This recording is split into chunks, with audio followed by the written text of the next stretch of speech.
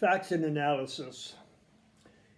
A teacher is not a provider of facts only. The teacher, as facilitator, gives students the opportunity to use the facts to develop understandings through analysis, by asking challenging questions, through thinking about the facts, by coming up with conclusions and understandings when all the data has been gathered.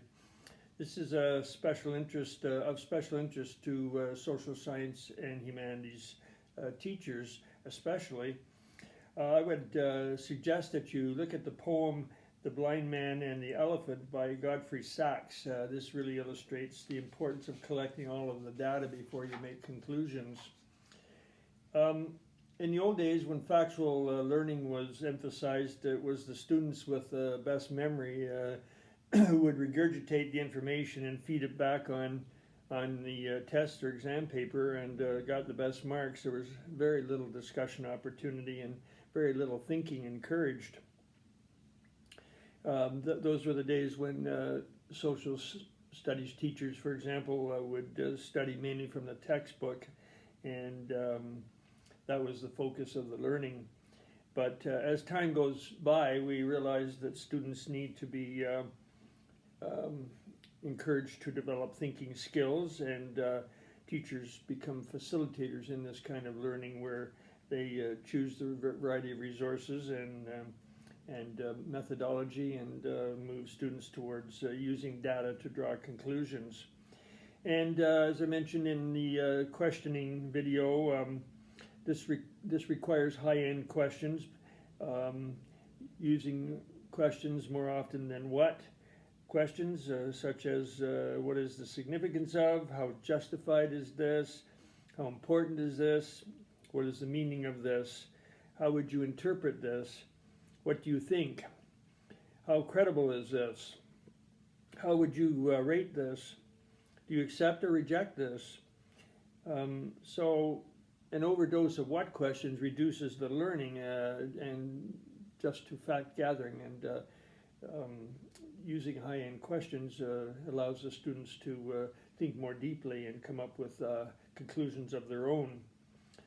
In a history course, for example, on a test or an exam, I've seen questions like define and state the historical significance of.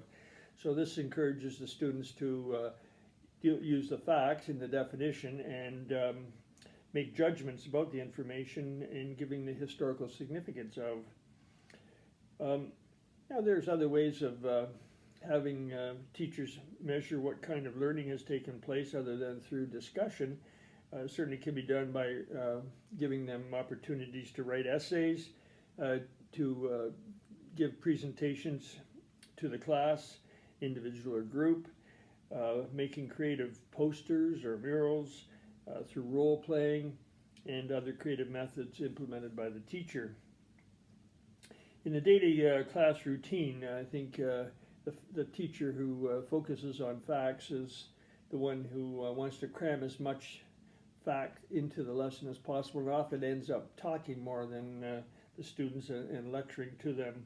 So in the choice of methodology and using the beginning, the middle, and the end process, the end is where one can then have the students reflect on the materials that they have studied during the lesson, and don't worry about cramming in facts into their heads. Slow it down.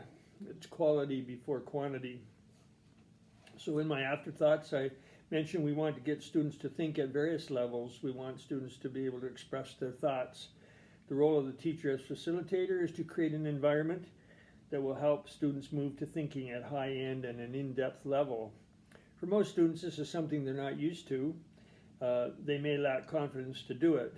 So the teacher's skill will be tested to the maximum here in teaching students how to think. Yes, how to think.